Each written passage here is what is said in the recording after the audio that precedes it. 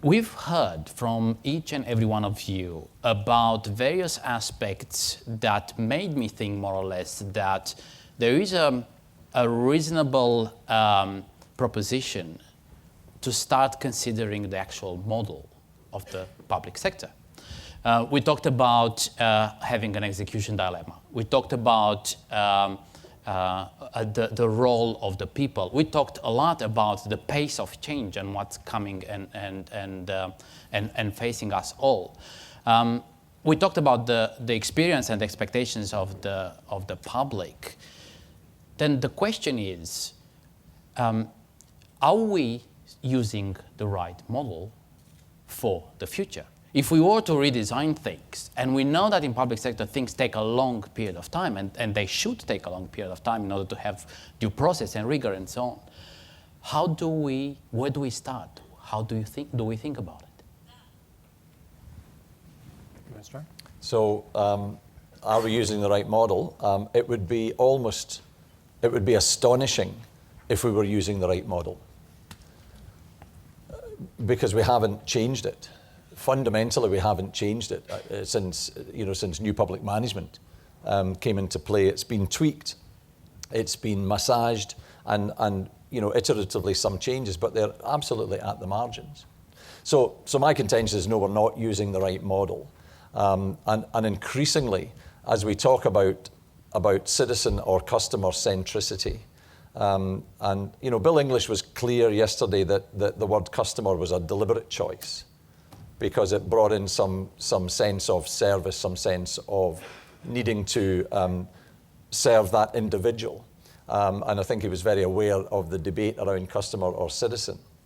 But if we're going to put citizens at the centre, then immediately our structures within government simply don't work, because our structures in government put, broadly speaking, portfolios at the centre or products at the centre. So the question is, what is the right model? And that's much harder. What is the right model to do to actually put citizens at the centre? But I do think that is the right question to ask. How do we move to a model that genuinely puts and truly puts citizens at the centre? But that has to go from the top to the bottom.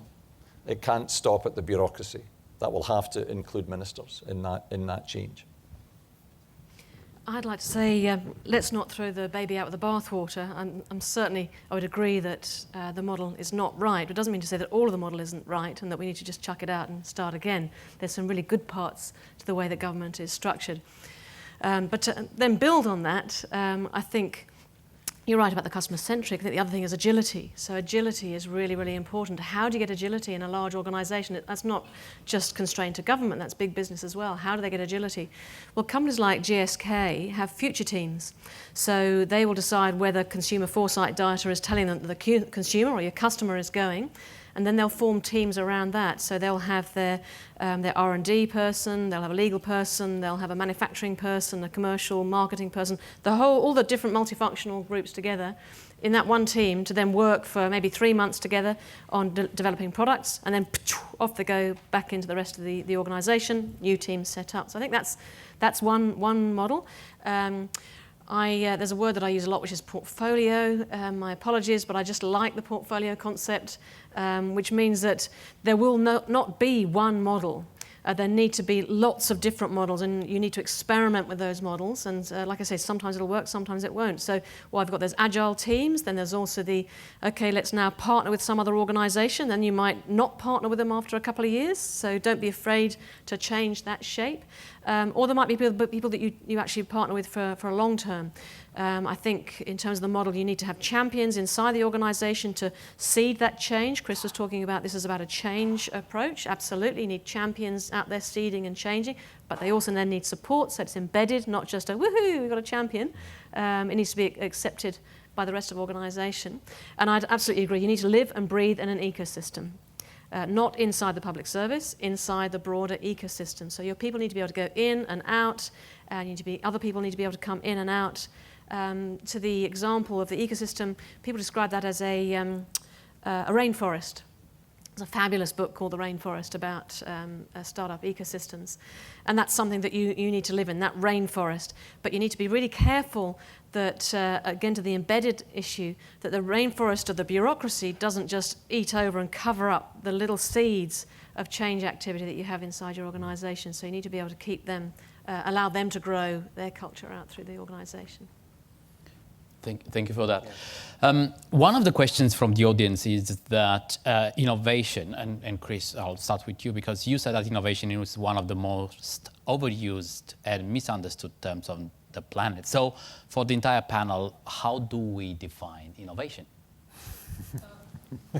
While you're thinking about that, let me share you an experience. I was fortunate enough to be one of the judges for the inaugural Australian Public Sector Innovation Awards. So I sat in the room with a few other people while entries from a multitude of departments and agencies came in to pitch that their solution was the most innovative.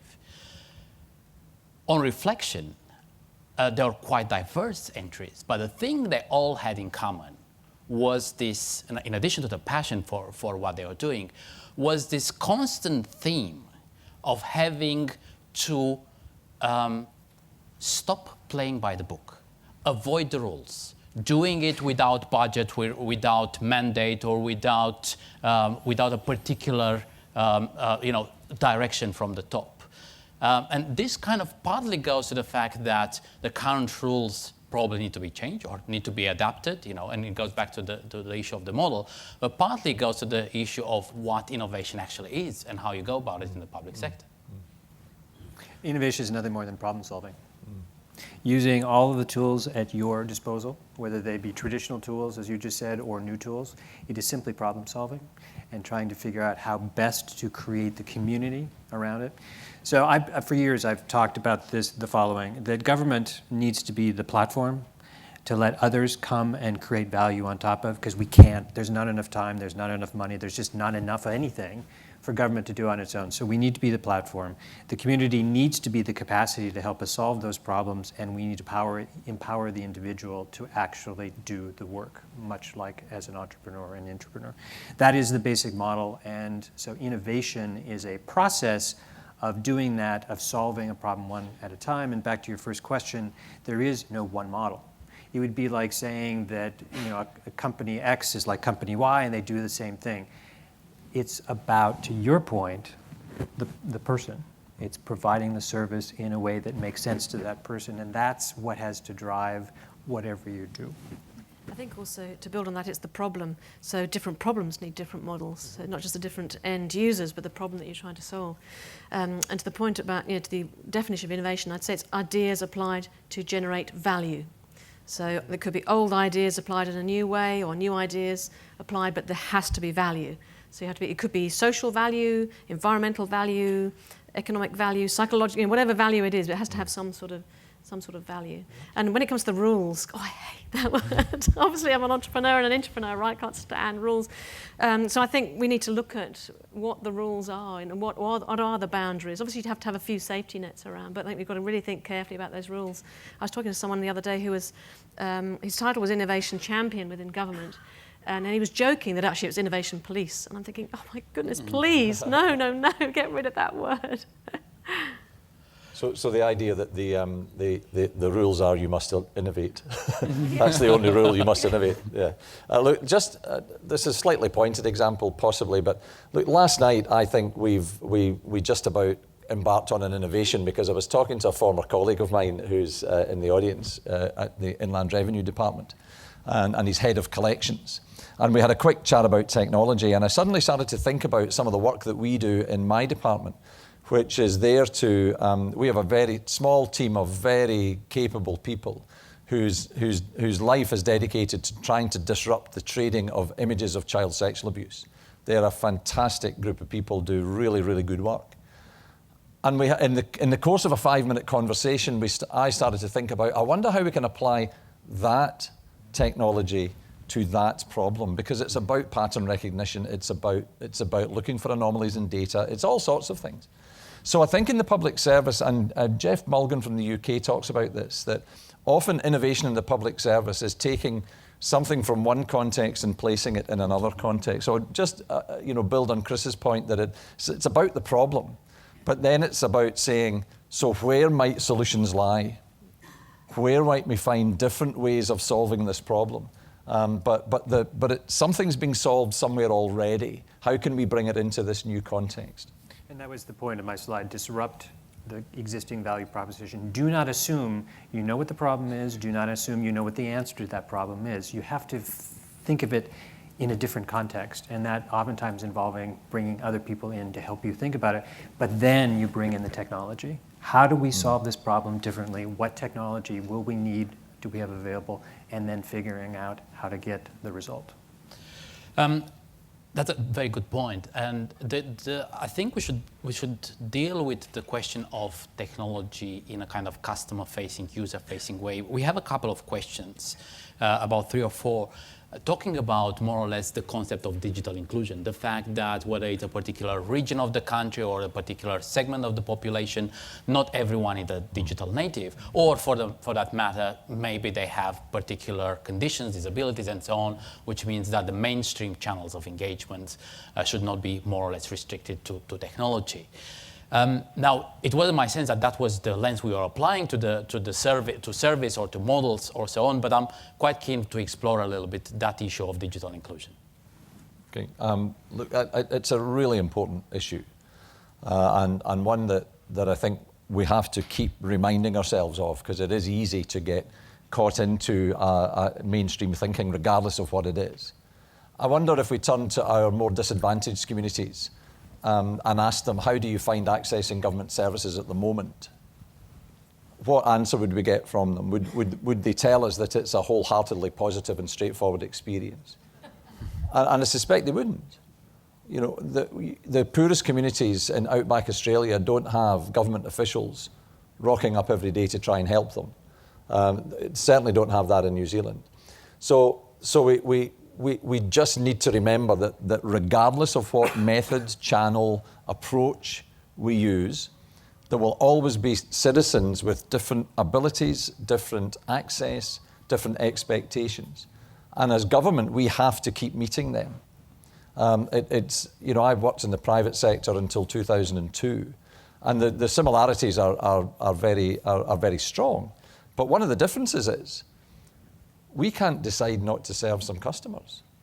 We can't choose that we're going to segment in a particular way and these people are not going to be able to get their passport or not going to be able to get their welfare. That's not in our gift. So we have to keep digital inclusion issues to the fore.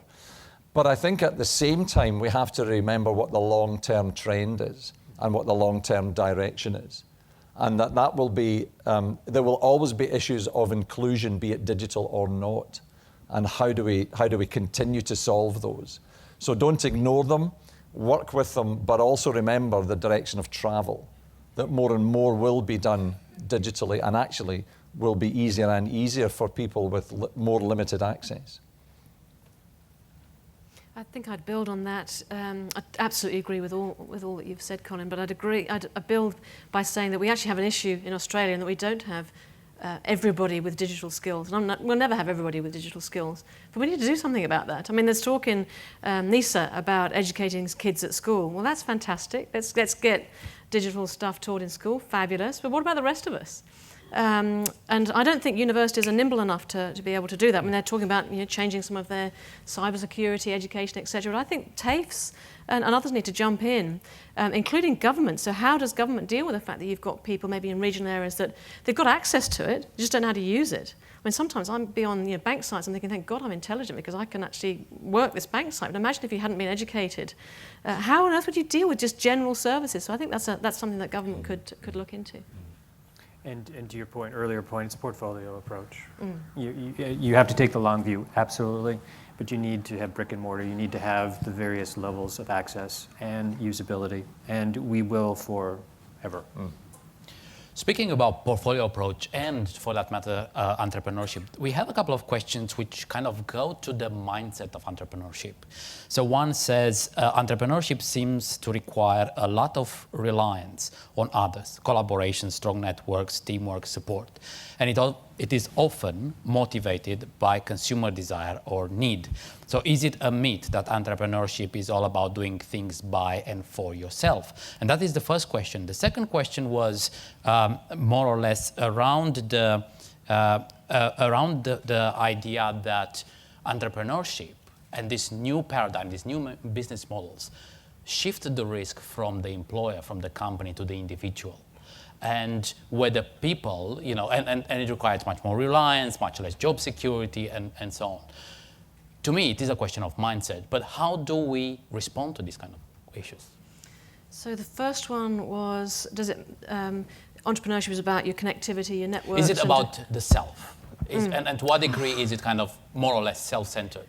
And to what degree this idea of reliance, of collaboration, and so on can be dealt with? And what is probably implicitly the benefit for others? Well, first of all, I'd say as an entrepreneur, it's a very lonely journey, and trying to do it on your own is going to be a lot harder than doing it with other people.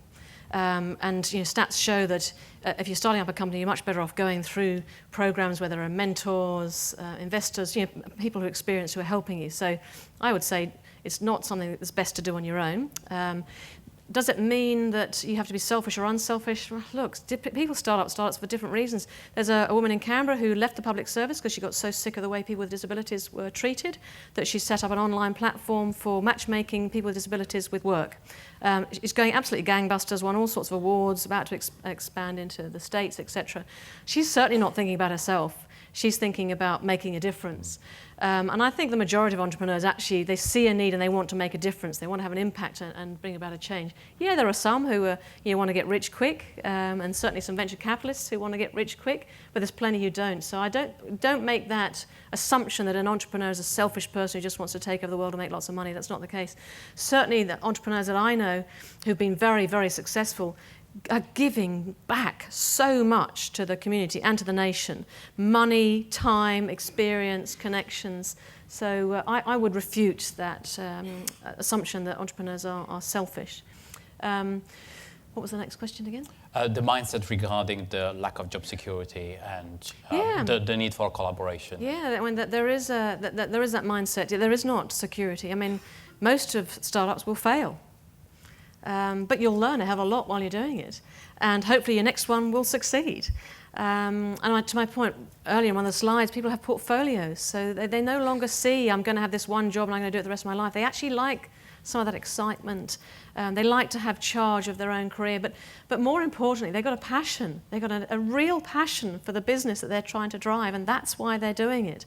If you talk to, I've forgotten the guy's name, but in Melbourne, who started a online design platform, crowdsourcing platform.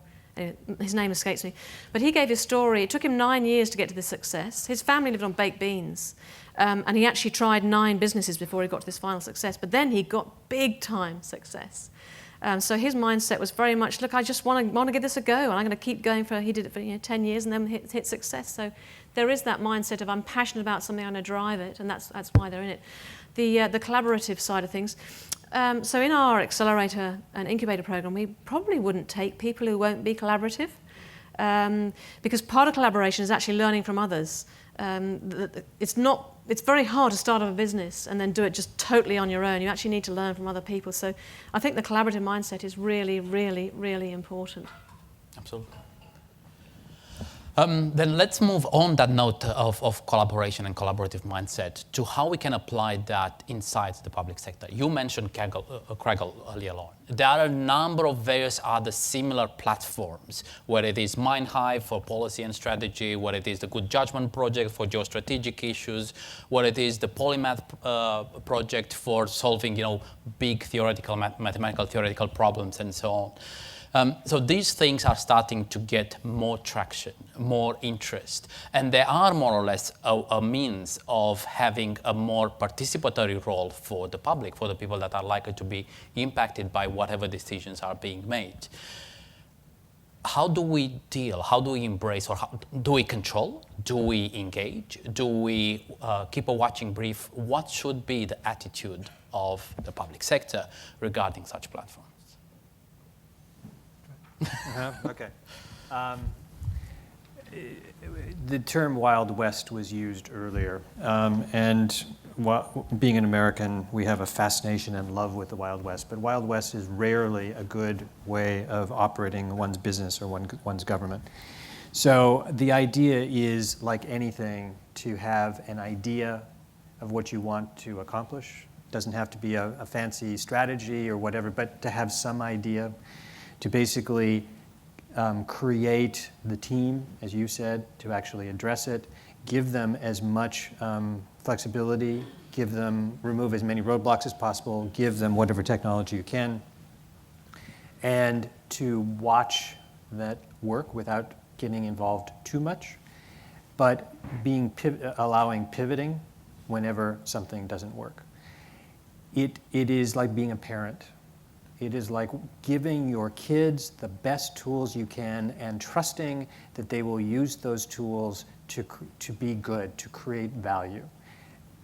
Being an innovator is a lot like that, or at least managing innovation. Trusting your kids in order to do good.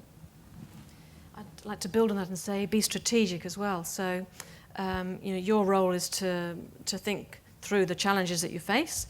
Are you going to solve them yourself because you actually think you're the best in the world to do that, or it's so secret you have to keep it inside? So Cadbury, for instance, would never go outside to talk about flake. Flake is not patented, it's all know-how, so you're not going to go outside and talk to anybody outside about challenges with that. So there's the make and then there's the buy. So Colin was talking about finding solutions that are already out there. So for instance, at Cadbury, we wanted to get water into chocolate. Now that involves setting up a water and oil emulsion. So we could have put on an employed water and oil emulsion expert, spent 10 years working it out, or we could go and talk to the paint industry. Paint industry have already solved that. What are some of the problems that you've got that actually somebody else, either inside or outside the public service, has solved? And then the third part to your strategy is, okay, it doesn't exist, we don't know how to do it, so let's co-develop it with somebody else. So that's when you go outside to co-develop something from scratch. So for those last two, I'd say, do you embrace those external platforms? Absolutely. But your job is firstly, as Chris was saying, work out what the problem is. So many people will go to these platforms and they actually go with the wrong problem. There was something that a company that was manufacturing cheese, its cheese was being destroyed in the transport process. So they decided to go to talk to someone about, okay, how do we stop the cheese crumbling? Actually, the problem was, how do you slice it properly and then put paper in between it so that it doesn't crumble? So they weren't going with the right problem. So your job is to work out what's the real problem. And for that, you need to be talking to your customers as well to work out what that real problem is. And then the next challenge for you is, who do you go to? Which kids do you trust? For instance, Nine Sigma and Innocentive, they're both crowd-sourcing platforms. We'd go to Innocentive for chemistry challenges because we knew they had a great crowd around chemistry. You go to Nine Sigma for the rest. You have to work out what crowd do I go to, including your local research base or your local startup base, your local community base, whatever. Where do you go to? That's a decision that you need to intelligently and strategically think about. And again, just to sort of build on that, while I think the platforms are important, I think more important is the mindset and the leadership that sits around that. And one of the interesting features, I'm not sure about my Australian colleagues, but my New Zealand colleagues, chief executives, as a cohort are, and compared to their private sector equivalents, are more independently minded than their private sector equivalents. So it's a defining feature of the New Zealand chief executive cohort. That doesn't necessarily help for cross-agency collaboration when you've got a bunch of very independently minded people who are working to an independent minister. So we've got some structural issues and we've got some recruitment issues if we want to have a more collaborative approach. I mean, philosophically, I just think collaboration is going to lead to better outcomes. But it has to be for a purpose. It has to be for a defined problem. You've got to be clear on the problem you're trying to solve and the impact that you think you can make. Our Bill English, who's been, I think, a bit of a star at this session, will often say it's collaboration for collective impact. So it's not an end in itself. It's a means to an end. We have a couple more questions here, but we should probably throw to the audience. Anything you want to ask this amazing panel? Yep. 1 second. I was just interested in hearing from Sarah about the Canberra experiment. So we were launched November 2014, and as I said in my speech, the ACT government realised that we need to diversify our economy and thought we should do that by setting up an innovation ecosystem, so connecting the bits that we have. So they decided that the community was ready to do this. So, and the community said, they had community consultation. What do you think we need? The community said, let's set up a network to connect people to what they need, connect us nationally and internationally, to promote what's already here and promote what's going on and promote what is coming, and then to accelerate what's here by looking for the gaps and filling those gaps. So we were set up. We have now got 6 foundation members. We're a company limited by guarantee with charity status. 6 foundation members, which are the Australian National University, University of Canberra, University of New South Wales, Canberra, CIT. I'm thrilled to have the vet sector in there. We've got CSIRO and Data61. So they're on the board and sort of driving things, if you like, but they're not the only ones in the driver's seat, because actually this is a whole community coming together to build an ecosystem. So there's a lot of time, energy and money given by angel investors, service providers, big companies, small companies. We've got partners with PwC, with KWM, about to announce some really exciting corporate partners I can't do yet, but I'm really looking forward to that, where we're helping them with their innovation approach. So basically everyone's jumped in, and we have a fantastic innovation ecosystem now. We've got co-working space, where if you've got a germ of an idea, you can go and sit at a desk and be part of a community, learn from one another. We've got an accelerator program, which you're beaten and bashed? No, you're coached and encouraged for 3 months to grow your business so that at the end of it you're ready for angel investment. There's been 3 rounds of that so far. Sorry, in the co-working space there's about 50 companies, 50 startups. In the accelerator program it's been through 3 rounds now. That's been 15 companies. And the female participation has gone up. And they've all been, not all, but a majority have been invested in by angel investors from Canberra, Sydney and Melbourne. And then we have an incubator program. So what happens after you've been beaten and bashed? No, coached and helped. You're then led through another 18-month program to help you get to the next level of growth. We have a whole load of capability building programs. So we work with youth, called a Stir, fantastic program for creative young people. That in its first 2 months had 68,000 web page hits, so don't tell me there's no excited young entrepreneurs in Canberra. Led to 47 business ideas, and some of those are now exporting globally from young people in Canberra. We have an Indigenous program helping Indigenous people see that they can be entrepreneurs and set up businesses. We have a program for SMEs for their next level of growth. We have a collaborative lab where we're trying to throw people together and get collaboration happening, whole industry sectors, but also individual companies. We've got the Inspiring Australia program, which is helping kids in school see that they can study STEM as a career. But the way I describe it is, having been involved in this for decades, we treat young people as foreigners. We just shout at them a bit louder and think they'll get the message. But actually we've been doing the shouting for at least 30 years and nothing's changing. So we're trying to change that language and marry STEM with entrepreneurship. And if you look at the stats, 75% of high-growth future jobs need STEM skills, 65% of future jobs don't exist. So you need to marry those 2 things. So we're doing that. And then we've got these things called lean startup workshops. So people come along and learn about customer validation. So does someone actually want what you're trying to develop? Will they buy it? What's the value proposition? What's the business model to extract value, et cetera, et cetera. And we do that for government, as well as for industry and for startups. And I think that's about it, other than the First Wednesday Connect. So please come along to First Wednesday Connect. We're actually starting to help other ecosystems grow. So I'm working with the University of Newcastle to set up an ecosystem and a hub up there in Newcastle. Darwin are keen to work with us. Adelaide are keen to work with us. And a couple of weeks ago we had, I'm really keen to get a national ecosystem. This ridiculousness we have about, and you'd see it just from ministers, but also states and territories. If we carry on like we are, the US and the Chinese investors are going to say, yeah, well, look, nice experiment, we're not interested. We need to draw the ecosystems together across the nation. So 2 weeks ago, I think it was, we got practitioners from every city, big city and state and territory to come together and say, how do we build this together? So we're trying to drive that as well. And interestingly, Sarah and I, as we may have mentioned, are on the advisory committee to DFAT for Innovation Exchange. And we are very actively working with the Innovation Exchange to take everything that Sarah just talked about and figure out how to build the ecosystem in those countries that Australia gives money to, so that it's not just about continuously giving money, but to actually change the paradigm, to solve the problem, to enable, rather than always giving money. Any other questions from the audience? Yes? My question is, do you have any examples of where this is being done within agencies? For example, from the point of view of their staff. In my view, people are able to do things when they've had an experience of it. And how many staff within our agencies are being treated like customers of their agencies in terms of the services that they provide and the services that they need to do their jobs? Are you talking about how many people are being given the skills to be entrepreneurs, or? No, I'm talking about how many, when things and changes are being made within organisations, within agencies, how many, do you have any examples where staff are actually, this approach, this entrepreneurial approach has been used within agencies to transform the way the staff are able to provide services? If I may, I'm going to go back to DFAT again,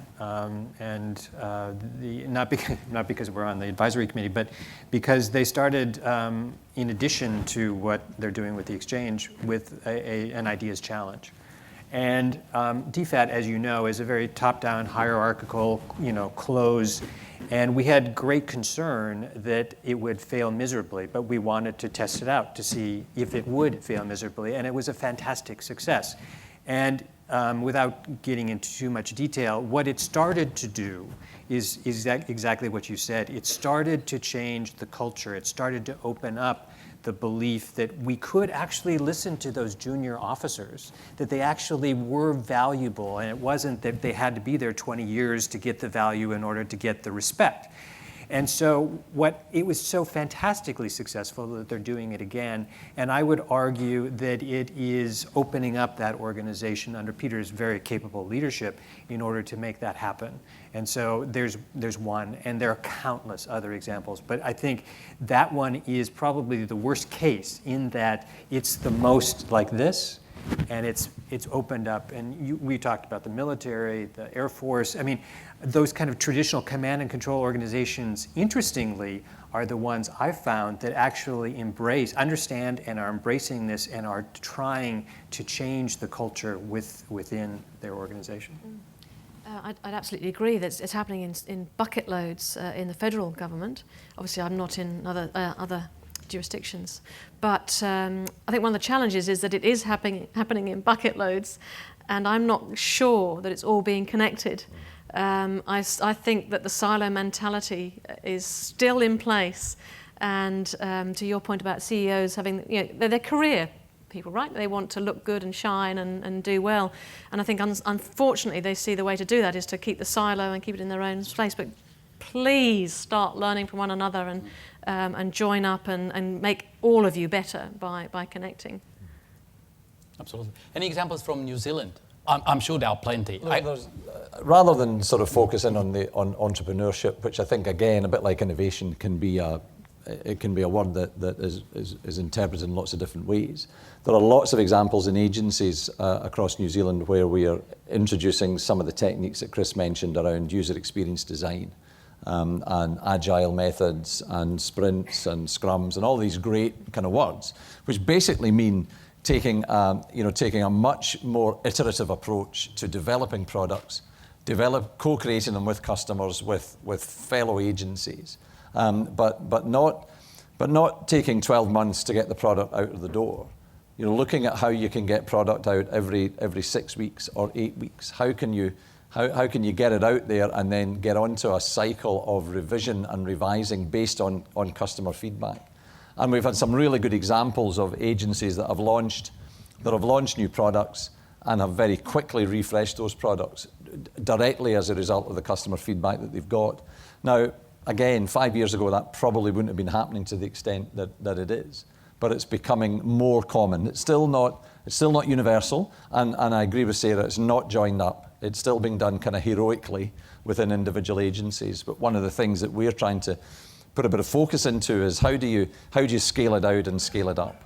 How do you legitimize these approaches? How do you persuade risk and assurance committees that agile methods are actually valid and an okay thing to do and are no more likely to get you in the front page of the paper? Absolutely. And look, to a certain degree, in my mind, that is a matter of maturity. It's a matter of any sort of capability maturity model will say that you start, you experiment, then you scale up, and so on and so forth. And I think, if I am to reflect on my outside view, for example, of the innovation exchange, that started very much as a kind of publicly facing experiment of running innovation at a time when innovation wasn't really, the word of the day in the federal government. And then we've seen, as we mentioned, countless other experiments being run, whether they are in quite traditional departments like defense, and I'll recommend you look at the Red Wing project, which has been in the news recently, whether it is out there in the social media, and if you're looking at what Tourism Australia is doing and how they're turning essentially the entire country into advocates for tourism, whether we're looking at how new organizations are popping up in a digitally native format. And probably the best example there is the National Charities Commission and the system they have in dealing with the hundreds of thousands of charities and small organizations in the Australian landscape. There are examples everywhere. Can we learn something from each and every one of them and apply it again? Absolutely. It's a matter of passion, it's a matter of interest, and it's a matter of being curious about it. Now, I'm afraid we are on time, so I'll pretty much have to wrap it up. It's been a most wonderful and interesting conversation. We covered quite a large variety of things. We talked about the experience of the public. We talked about the expectations. We talked about, quite importantly, the models.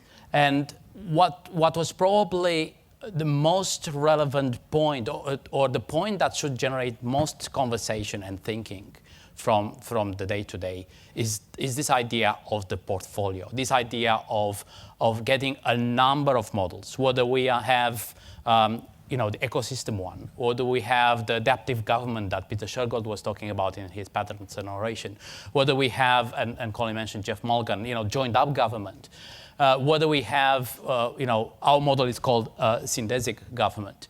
Whatever it is, there is a time, a place, and a set of circumstances in which one model would be more suited than the other.